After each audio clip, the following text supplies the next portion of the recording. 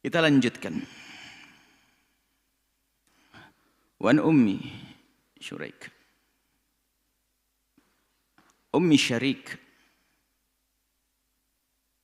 Dari Ummi Syarik radhiyallahu taala anha. Dari Ummi Syarik beliau bercerita anna Rasulullah sallallahu alaihi wasallam sungguhnya baginda Nabi sallallahu alaihi wasallam amaraha memerintahkannya biqatlil auzagh untuk membunuh auzagh. Wazagh. Wazagh itu adalah kalau kita kembali kepada tafsir hadis itu sejenis cicak atau sejenis tokek. Tokek dengan cicak itu dikatakan sejenis karena cirinya begini. Tidak beranak tapi bertelur. Makanannya adalah serangga. Untuk membela diri dengan memutuskan ekornya. Nah itu apa kira-kira? Cicak. Atau cicak gede namanya tokek. Atau tokek kecil namanya cicak. Ini ya berarti akhirnya kita simpulkan ya cicak ya tokek. Karena para ulama menyebut ciri-cirinya. Ya cirinya bertelur. Ya. Modelnya seperti itu. Kalau dipakai, dilihat kenapa kok bisa rupanya ada bulu-bulu lembut yang bisa nempel.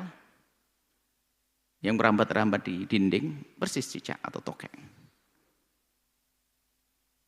Keluar suara, cuman suaranya kan macam-macam. Kalau suaranya kan tokek. Kalau satu kecil namanya cicak gitu ya. Nah itu bedanya suaranya saja. Ya, jadi kalau kita amati, ya sudahlah mungkin akhirnya kita terjemahkan. Wazagh itu adalah tokek kecil, namanya cicak. Atau cicak gede namanya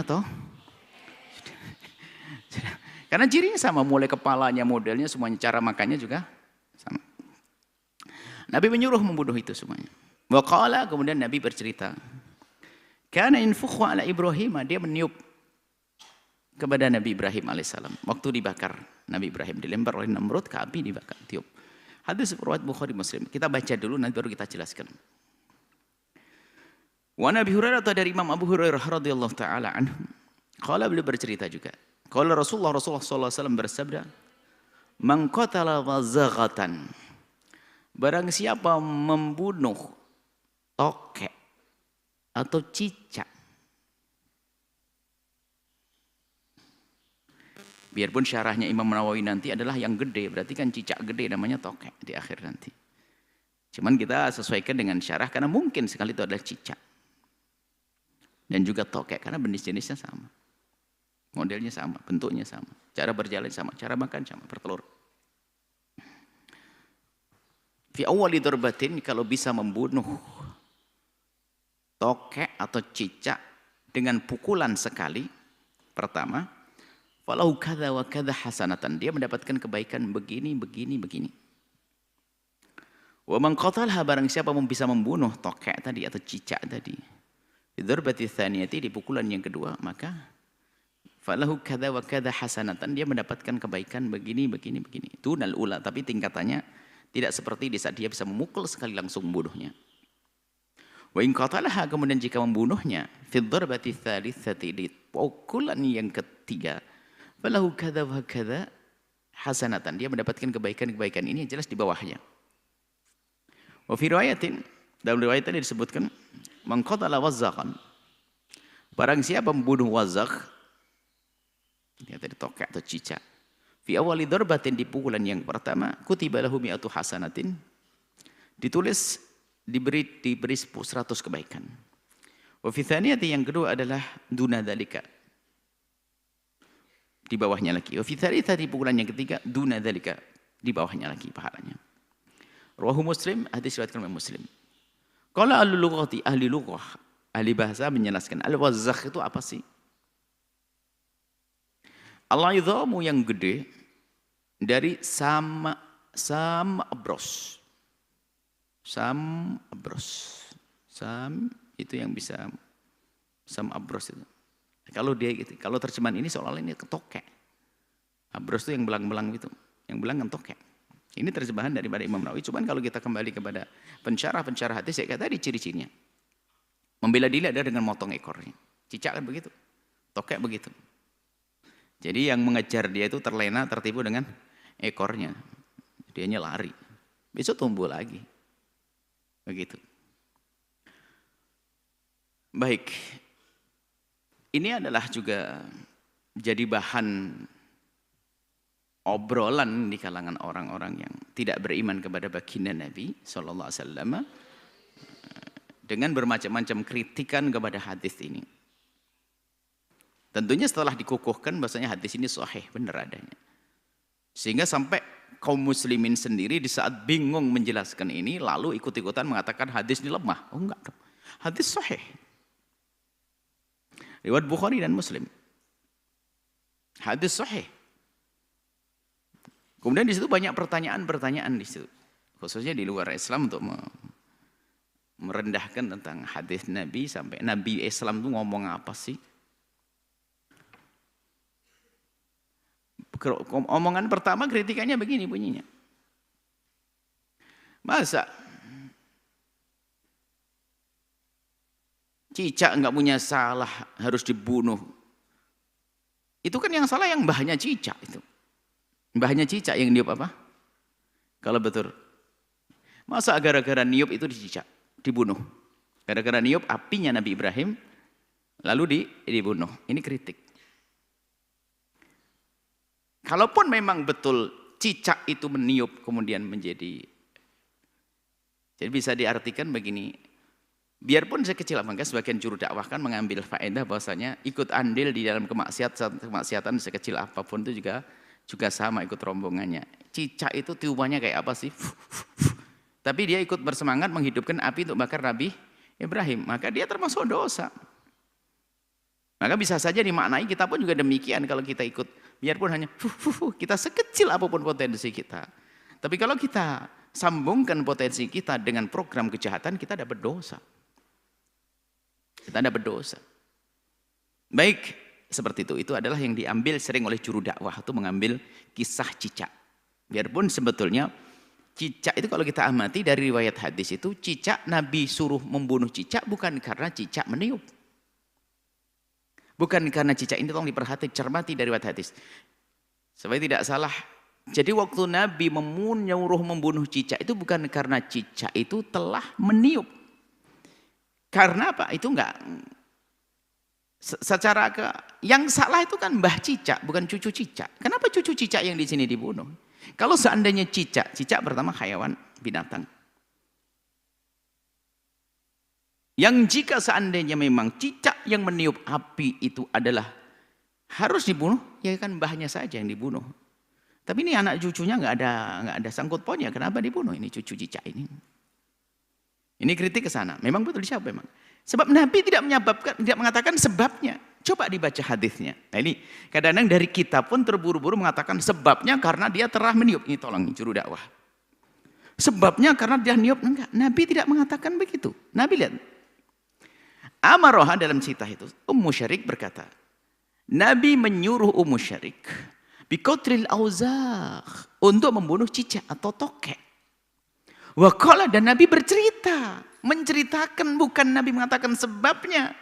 Kana. Jadi cicak itu yang itu loh, yang cicak itu punya cerita. Kana bukan li'annahu enggak. Bukan ta'lil di sini, ini kisah. Bukan tangkap itu si fulan.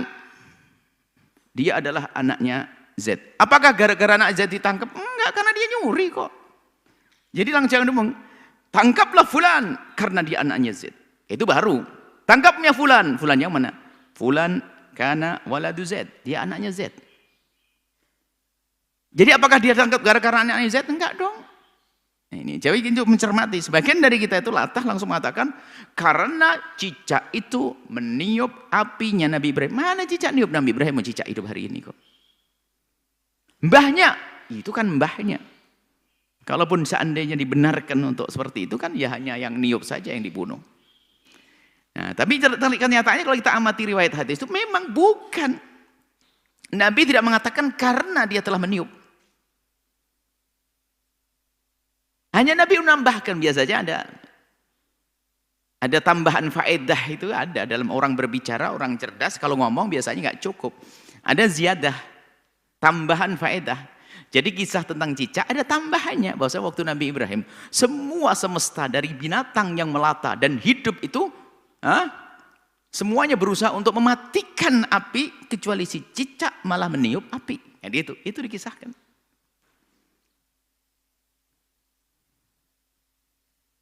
Dan ini benar kalau Ustadz ngambil sisi faedah seperti ini. Benar bahwasanya sekecil apapun kontribusimu, sumbangsihmu kepada kejahatan ya tetap masuk golongan kejahatan. Makanya jangan sekali-kali punya ikut-ikutan dalam program kejahatan. Begitu sebaliknya dalam program kebaikan. Jadi seperti itu. Jadi Nabi menyuruh membunuh cicak itu bukan karena cicak telah meniup. Tapi cicak meniup itu cerita lain. Cerita lain tentang cicak. Nabi menyuruh kalau kamu nemu cicak bunuh. Kalau cicak itu bunuh.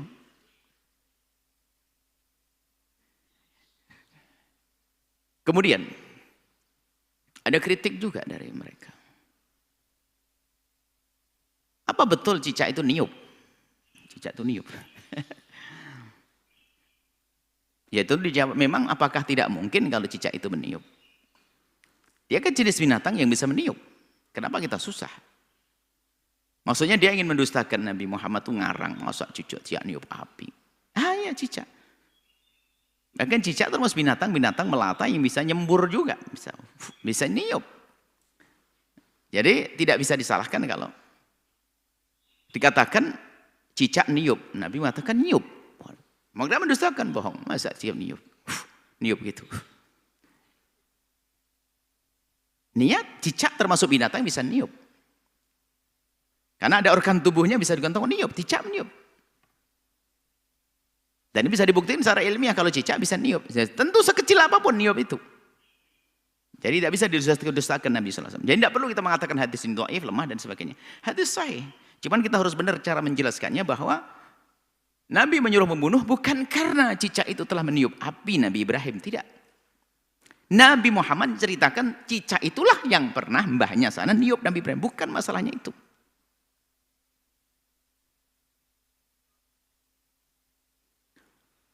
Baik.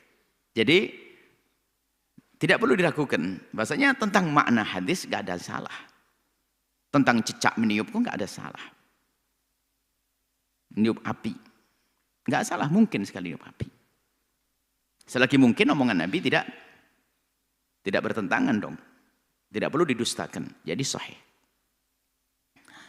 Kemudian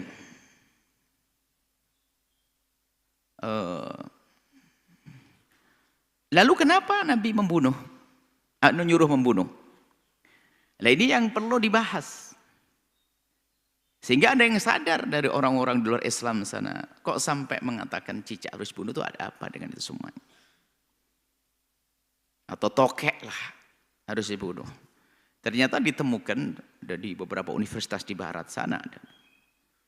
Ada dikatakan mereka ada penemuan-penemuan ternyata di dalam binatang ini ada virusnya, ada bakterinya. Bakteri yang membahayakan. Jadi ada yang bikin tidak sehat. Sampai mereka mengatakan bakteri salmonella atau apa. Itu dia sesuai ini biasanya menemukan bakteri-bakteri gitu. Coba dilacak tentang hadis Nabi tentang lalat, ternyata menemukan. Bahkan di luar sana menemukan, apa sih kok sayap kanannya ini, sayap kirinya berbeda, sayap kanan obat, sayap kiri obat. Dilacak ada. Dan ini kalau seandainya para pemikir-pemikir cerdas, bukan dasar suudzon kepada Nabi, coba lacak ada apa dengan tokek dan cicak. Karena itu adalah di situ ada pembawa penyakit-penyakit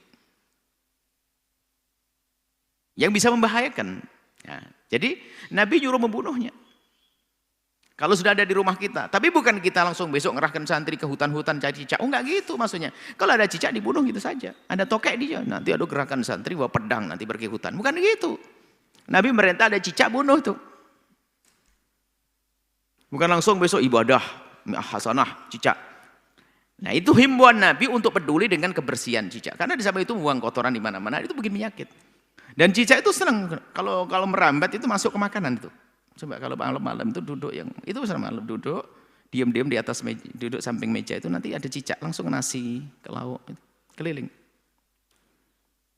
Jadi itu akan meninggalkan, menyisakan penyakit-penyakit buat manusia yang hidup. Seandainya cukup satu dokter yang menemukan bahwasanya, oh ini ada virusnya, ada bakterinya, sudah cukup. Bahwasanya Nabi menyuruh itu karena ada maksud kebaikan untuk manusia. Hanya kita itu belum bisa menjangkau semuanya. Maka kaidah kita kalau Nabi ngomong pasti benar. Hanya permasalahannya adalah waktu saja. Yang membuktikan nanti waktu. Mungkin hari ini, tahun depan, tahun berikutnya.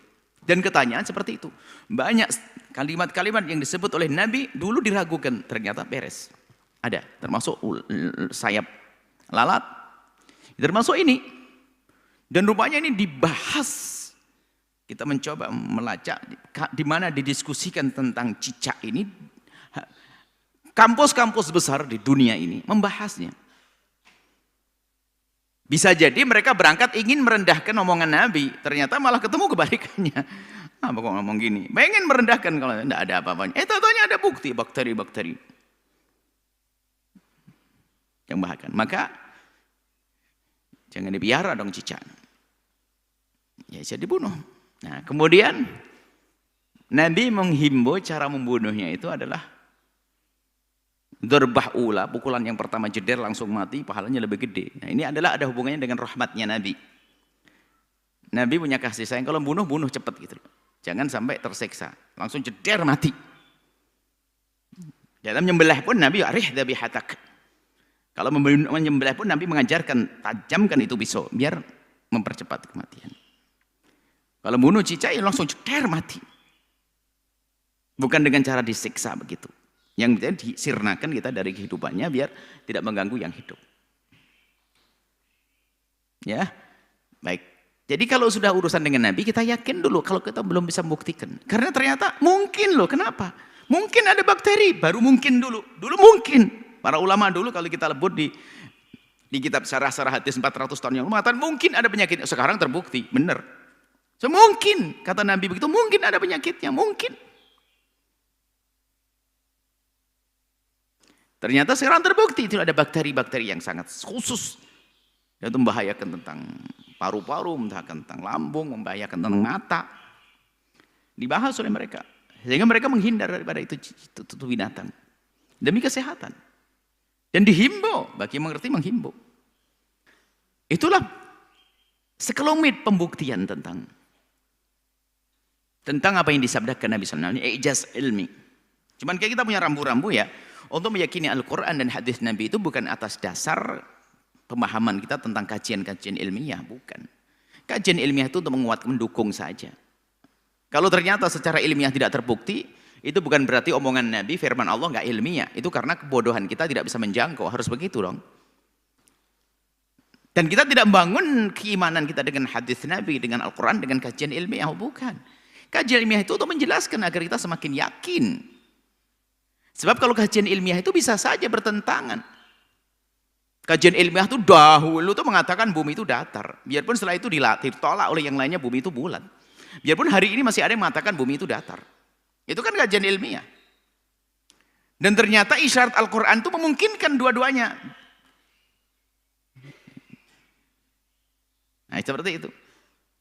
Sehingga yang menafsiri dulu adalah datar itu juga nggak salah. Karena ada isyarat dalam Al-Quran. Bukan Al-Quran salah, tidak.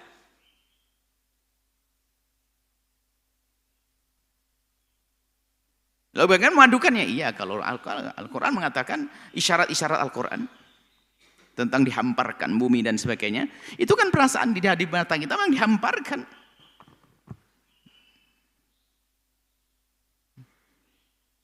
Kalau dilihat dari luar bumi, maka akan terlihat pergantian siang malam, malam dimasukkan ke siang, siang malam, bukan diganti, dimasukkan.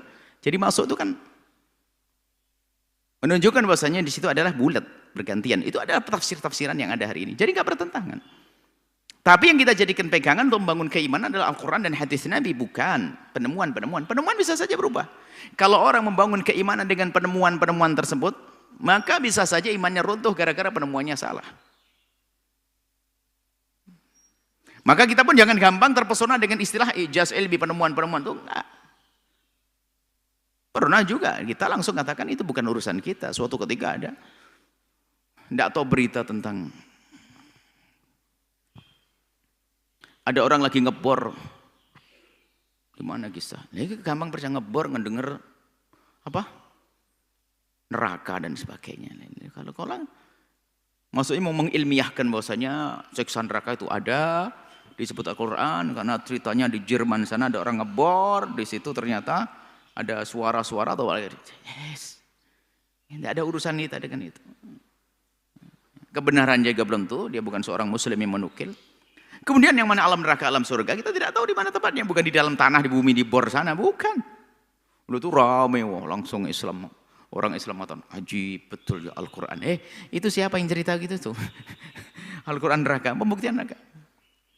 Ada juga majalah di Indonesia, majalahnya tentang majalah Islam lagi, tidak tahu majalah apa itu. Dalam judulnya, aku menjadi beriman kepada siksa kubur. Judulnya gitu. Isinya apa? Ceritanya dia itu ditulis itu. Orang Islam yang nggak ngaji itu gampang percaya. Itu ceritanya dia itu waktu itu adalah dia pura-pura masuk ke kubur. Dikubur sama temannya. Tak taunya didatangi malaikat.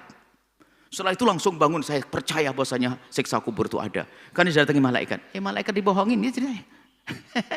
Ini kan cerita bualan-bualan begitu. Ditulis di sebuah majalah yang saat itu lagi nge-booming di Indonesia, itu majalah Islami itu. Ini kok omongan orang begitu bisa dipercaya bagaimana? Memang malaikat bisa ketipu. Malaikat bertanya-tanya, masih hidup kamu ya? Gitu malaikatnya. Jadi kita itu gini loh, maksudnya kajian ilmiah. Itu tidak boleh, kita tidak menjadikan sandaran iman kita dengan kajian ilmiah. Tapi kajian ilmiah itu menjelaskan sesuatu yang ada dalam Al-Quran. Maka kalau kajian ilmiah itu benar, maka tidak akan bertentangan dengan Al-Quran. Tidak akan mungkin. Jika terlihat ada pertentangan, ada kemungkinan kita yang salah paham, bukan Al-Quran yang salah. Kita yang salah memahami Al-Quran, atau kajian ilmiah itu adalah yang salah. Seperti itu. Atau kita yang memadukannya nggak ketemu. Karena Quran tidak mungkin salah, yang firman Allah. Nabi tidak akan mungkin salah. Termasuk ini wazagh. Makanya tentunya yang kita pangkas dulu, jangan sampai kita memaknai bahwasanya Nabi menyuruh membunuh tokek atau cicak karena tokek itu pernah meniup apinya Nabi Ibrahim. Jangan ngomong gitu. Karena tokek yang kita bunuh ini nggak pernah niup dia. Ada tambahan tentang kisah tokek, kisah cicak. Baik, ya jelas, yuk di rumah kita bersihkan dari hal-hal yang demikian itu, tokek, cicak. Jangan dibiarkan. Bahkan bisa cari duit ini. Tokek beruntung, tokek sengsara, tokek pergi, tokek nggak jadi pergi, tokek pergi, tokek nggak jadi pergi. Nggak pergi dia. Tak taunya apa? Ditelepon. Ya sudah, karena kamu nggak datang, makanya hadiahnya nggak jadi. Ya kapok percaya sama tokek, kalau nggak dapat hadiah. Oh, yang urusan hidup kok dengan tokek. Tokek. Ya, baik. Ini adalah masalah tokek. Kita harus waspada dalam menjelaskannya, supaya karena kadang kesalahan kita di dalam menjelaskan itu nanti yang jadi bulan-bulanan adalah hadis Nabi, dan Nabi akhirnya direndahkan. Padahal kesalahan kita. Bahkan diantaranya Pak Nabi sallallahu alaihi wasallam menyuruh Nabi amara bi qatlil wazzah fasammahu fuwaisik fuwaisiqa. Fuwaisik ini fasik kecil. Fasik itu adalah orang yang suka ganggu lah, pengganggu. Suka keluar dari jalur kebenaran. Fuwaisik. Nabi dengan nama fuwaisik. Suka ganggu dia. Ganggu makanan, coba. Lagi nasi mau kejatuhkan, biarpun kecil, sayur ajib. Ada kotoran cicak satu plik, enak enggak kira-kira jadi? Enak, ganggu dia. Lah dia mah kemana-mana kalau jalan. Dia kita sahur di sini, dia bisa di sana, pas banget nanti. Ajib, cicak. Baik, seperti itu. Kita lanjutkan. Jadi pukulan pertama, maksudnya kalau pengen bunuh ya cepat, langsung mati. Kalau bisa, kalau dari kedua, ketiga. Ada diberi kebaikan, ada pun hasanah sampai mi'at hasanah. Yang beri Allah ini. Allah Maha Makasih. Sebetulnya kalau kita ingin menginsyafi itu mudah. Sebetulnya yang menjadi mahal itu apa? Yang menjadi pahala gede bukan sekedar amalnya, tapi apa? Husnudzon dengan apa yang diperintahkan Nabi itu yang mahal. Kalau Nabi nyuruh pasti ada hikmah di balik ini semua. Sudah itu yang menjadikan pahalanya gede. Enggak usah bertanya, kenapa ya Rasulullah? Kenapa begini? Ini kita seru banyak kenapa, ini adalah problem. Kita yakin bahwasanya Nabi adalah utusan Allah. Kalau berbicara la yantiqu anil hawa in huwa illa wahyun yuha. Dengan Nabi kok masih bingung begini. Kita husnudzon pasti ada kebaikan, hanya kita belum tahu. Kadang-kadang kita dengan hadis Nabi, tentunya hadis Nabi yang sahih dan bukan hadis-hadis palsu dan sebagainya. Nah, adab kita dengan dokter pun juga demikian. Coba saja, kalau kita ke dokter langsung, kau minum obat ini, tanya, kenapa obat ini banyak cerewet? Wah, ini bentak sama dokter. Sudah, beri obat sana, jangan ngomong. Kan itu. Coba kalau kita pergi dokter, periksa di jidat kita dikasih apa, begini, ini sudah dikasih resep, jalan, nggak usah banyak ngomong. Dok, ini resep apa ini? Obat ini kenapa ini? Terdiri ramuan dari apa? Jangan berobat sini kalau gitu. Nggak ada, dengan dokter aja nggak cerewet. Sementara baginda Nabi bukan sekedar dokter, di atas itu semuanya. Kalau dokter adalah dengan ijtihadnya dalam menentukan ini obat, ini penyakit. Tapi Nabi dengan wahyu. Maka di saat ada hal-hal semacam ini cukup. Bahwasanya kalau sudah Nabi yang bersabda, pasti benar. Hanya pembuktian kebenarannya adalah tunggu waktunya. Kita belum menjangkau kadang. Nah ini, maka membangun keyakinan. Membangun keyakinan penting. Tidak boleh merendahkan Nabi, kuyonan merendahkan hadis Nabi, apa-apaan tuh. Hati-hati, jangan sampai ada dikisahkan ya. Biarpun cukup terjadi sekali itu ibrah pelajaran. Ada suatu ketika ada, hendaknya kalau kita mau wudhu itu hendaknya dicuci tangannya, jangan sampai langsung. Karena kamu tidak tahu di mana tanganmu itu nginep. Di mana tanganmu nginep, mungkin kemana-mana ke tempat kotor. Ngejek. Memangnya tangan kita nginep di mana? Makanya dihukum di saat tidur berikutnya itu tiba-tiba tangannya sudah masuk ke lubang tuburnya. Jadi karena dia merendahkan. Jadi hati-hati jangan berani merendahkan hadis Nabi SAW. Biarpun mungkin ada orang merendahkan tidak dihukum, hukumannya di akhirat lebih pedih lagi. Jadi kalau kita cermati, sampai niat hasanah 100 kebaikan ini adalah hubungannya karena keyakinan kita. Kalau sudah Nabi ngomong, sudah. Dan insya Allah sehat. Dan bisa jadi kita banyak kena bengek, sakit semuanya karena kita tidak peduli. Karena makanan kita itu adalah kita ramai-ramai dengan cicak. Malamnya cicak, paginya kita. Mungkin begitu, roti-roti, malamnya cicak, paginya kita. Nah, itu bisa jadi itu jadikan sebab kita penyakitan. Baik, sudah selagi Nabi yang menyebutkannya, ayo kita hindari. Bunuh. Tapi cara bunuhnya adalah dengan mempercepat kematiannya. Ada yang berkata lagi ini sebetulnya, kenapa harus kan tokek itu cicak kan termasuk jenis binatang yang ya nggak ganas Cina. Nggak terlalu bahayakan, nggak ganggu kita. Ini biasanya di luar Islam sana merendahkan. Kan dia nggak ganas, nggak membahayakan enggak ini. Karena termasuk hayawan alifah kayak Cina. Kita pengen tahu Cina itu bagaimana sih? Tanyakan kepada orang yang punya anjing, Anda kapan tahu anjing Anda Cina? Kapan tahu anjing Anda Cina? Dia akan menjawab biasanya. Ya selesai piara bertahun-tahun baru dia Cina. Baru bisa dihukumi anjingmu Cina karena kamu telah miara bertahun-tahun. Memang tokek kau piara berapa tahun? Tokek kan baru kenal kita, bukan kita piara. Ada mereka pokoknya berusaha, ada bermacam-macam upaya untuk mengatakan merendahkan hadis Nabi SAW. Sudah, kita aliman, sudah selesai. Yang jelas tidak bertentangan kok masalah meniup, mungkin dia meniup kok. Ada pun masalah bakteri, ada bakteri, kenapa? Ayo. Apa yang menjadikan Nabi salah waktu ngomong begitu? Apa yang menjadikan Nabi salah waktu Nabi mengucapkan bunuh itu? Bahkan kaidahnya Nabi kan rahmatan lil alamin. Nabi hadir untuk menghadirkan kasih sayang, kebaikan untuk semesta. Termasuk di antaranya ini. Sehingga segala yang membahayakan manusia ini kan didahulukan menjaga manusia itu. Sehatan manusia itu kan didahulukan. Nabi memberikan petuah, bunuh cicak. Ataupun hikmahnya di balik itu semuanya adalah kadang dibukakan oleh Allah dalam waktu dekat, ada mungkin nanti. Bahkan mungkin nanti ada lagi pembuktian-pembuktian. Bahkan kami berharap bahwasanya anak-anak muslim yang saat ini berada di fakultas kedokteran atau bagian-bagian laboratorium dan sebagainya, coba melacak ini ada apa, biar semakin yakin. Jangan orang kafir, orang barat saya menemukan. Orang barat ini. Sebab yang kita lacak dalam berita-berita itu adalah di Universitas Georgia, di waktu ini. Itu berita yang membahas tentang cicak. Sampai membuat jurnal-jurnal tentang cicak dan tokek. Ini umat Islam nggak buat. Dan mereka membuktikan, biarpun tujuannya ada bukan untuk mengangkat Islam, tapi ceritakan tentang bahasa bahayanya bakteri cicak yang tadi yang dikatakan salmonella tadi itu. Ini bahaya cicak begini-gini. Dibahas panjang lebar sudah gede-gede. Umat Islam enggak. Biarpun tujuan mereka menyebutkan tentang itu semua bukan untuk mengangkat Islam, mereka tidak kenal Islam kok.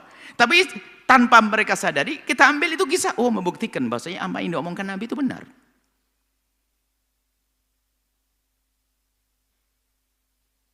Baik. Hadis selanjutnya. Mungkin hadisnya agak panjang. Kita sambung pada pertemuan yang akan datang insyaallah. Wallahu a'lam bissawab. Setelah Anda menyaksikan video ini, jangan lupa berselawat kepada baginda Nabi Muhammad sallallahu alaihi wa alihi wa sahbihi wasallam.